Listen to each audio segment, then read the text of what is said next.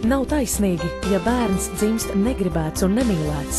Vēl netaisnīgāk ir, ja sieviete, bērna māte, ir gatava pastrādāt noziegumu un atteikties no jaundzimušā, to izmetot mistkastē, atstājot vārtrūmē vai aprokot mežā. Par laimi tādu sieviešu nav daudz, bet ir. Mēs nevaram noliegt, ka ik gadu tiek atrasti vismaz pāris miruši bērni. Bet cik ir vēl to, kuri nav atrasti? Babybox ir traģiska nozieguma profilakses projekts. Babybox ir projekts bērna dzīvībai. Latvijā pirmais Babybox vieta bērna dzīvībai ir uzstādīts Rīgā Bērnu Kliniskās Universitātes slimnīcas teritorijā.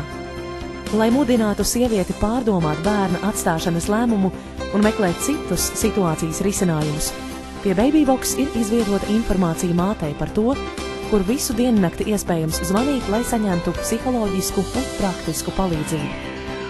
Grūtniecības krīzes centra darbinieki palīdzēs atrast tūlītēju risinājumu. Bērnu Kliniskās Universitātes slimnīca sadarbībā ar Gedeonu Richteru atbalsta Latvijas Bērnu fonds un Grūtniecības krīzes centrs. Vairāk par Babybox Latvijā un pasaulē www.babybox.lv